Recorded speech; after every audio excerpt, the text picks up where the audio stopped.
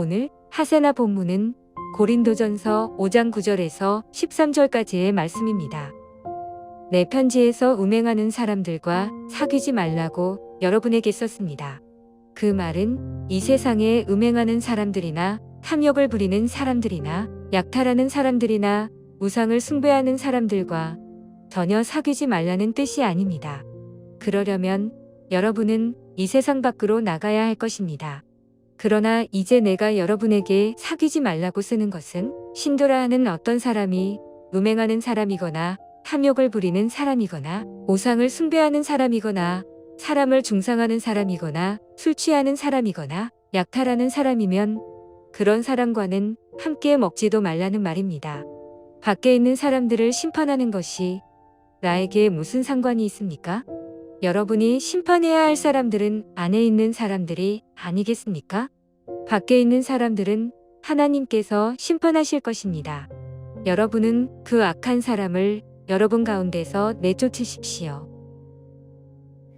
고린도전서는 계속해서 어떤 문제들에 대해 말씀하고 있습니다. 지난주까지는 분쟁 문제에 대한 말씀이었고 5장부터 고린도 교회 안에 일어난 음행 문제에 대해서 말씀하고 있습니다. 고린도 교회 안의 음행 문제의 심각성은 5장 2절의 말씀처럼 오히려 교만하여지고 통한이 여기지 아니했다는 데 있습니다. 통한이 여기지 않았다는 것은 회개하지 않은 것을 의미합니다. 근친상간의 음행죄를 저지르고도 마음을 돌이키고자 하지 않았던 것이 고린도 교회의 심각한 문제라고 할 수 있습니다.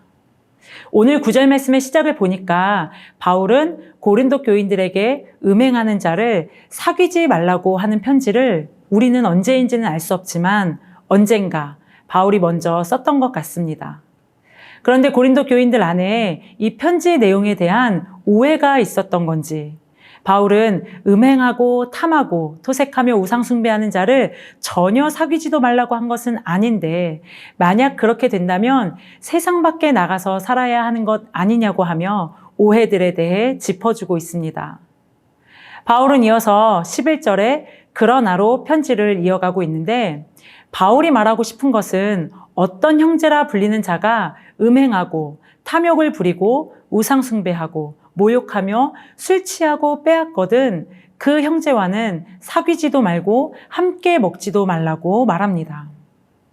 신약 성경에서 형제는 영적 형제를 의미합니다. 그러니까 바울이 지금 사귀지도 말라고 말하는 어떤 형제는 믿는 사람, 그리스도인, 고린도 교회 안에 교인을 말하는 것입니다.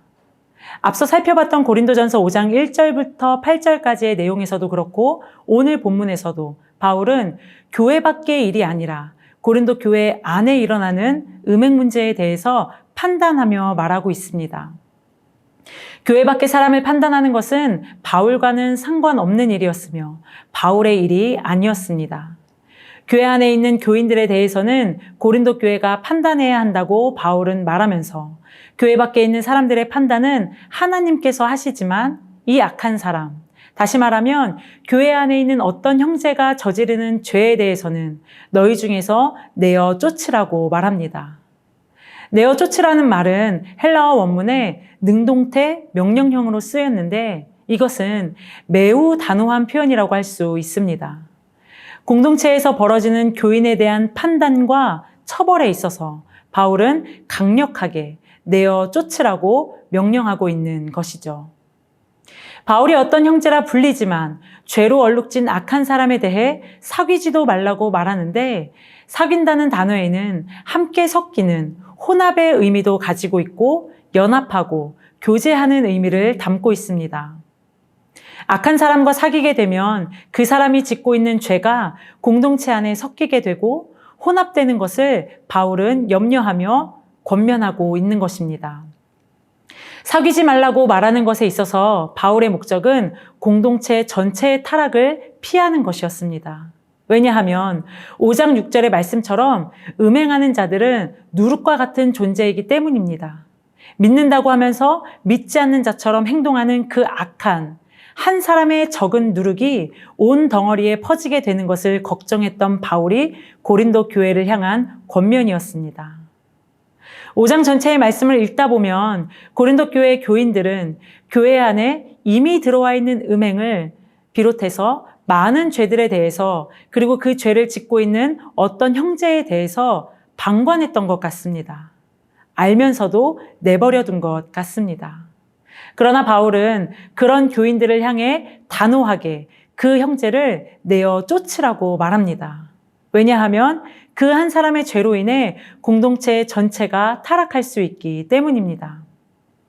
사랑하는 성도 여러분, 오늘 본문을 통해 바울은 교회 밖 세상이 아니라 교회 안에서 벌어지는 죄에 대한 언급과 그 일에 대해서 공동체는 어떻게 반응을 해야 하는지에 대한 권면을 오늘 우리에게도 동일하게 던져주고 있다고 생각합니다. 먼저는 우리 자신에게 눈에 잘 띄지는 않지만 마치 적은 누룩과도 같은 죄는 없는지, 또 우리가 속한 교회와 공동체가 이러한 죄에 대해서 방치하고 방관하는 자세로 내버려두고 있지는 않은지 돌아봤으면 좋겠습니다. 이런 모습이 되기 위해서는 우리 스스로가 나와 공동체를 돌아보는 일에 적극적인 태도가 되어야 하는데, 그것은 서로 사랑하라고 말씀하신 예수님의 가르침대로 공동체와 지체를 무너뜨리는 것이 아닌 세워주는 것, 방치하지 않고 내버려두지 않고 뜨겁게 사랑하는 것에서부터 출발해야 할 것입니다. 오늘도 우리의 자리에서 구별된 성도로서 거룩한 하나님의 백성으로 살아가시는 저와 여러분 다 되시기를 축복합니다. 함께 기도하겠습니다. 하나님, 오늘 말씀을 통해서 마치 적은 누룩처럼 보이지만 그 적게 보이는 죄가 나와 공동체에는 여전히 방치하며 방관하는 자세로 우리가 두고 있는 것은 아닌지 돌아보게 됩니다. 하나님, 먼저는 내 자신이 그런 죄는 없는지, 또 우리 공동체 가운데에서 그저 방관하는 자세로 두고 있는 죄는 없는지 돌아보게 하시고, 건강한 공동체를 세워가는 일에 우리가 적극적인 태도를 취할 수 있도록 인도하여 주시옵소서. 특별히 예수님의 가르침대로 서로 사랑하는 것에서 우리의 모든 것을 출발할 수 있도록 인도하여 주시고, 공동체 가운데 서로를 상하게 하는 것이 아니라 세워가는 일에 우리를 사용하여 주시옵소서. 이 모든 말씀 예수님의 이름으로 기도합니다. 아멘.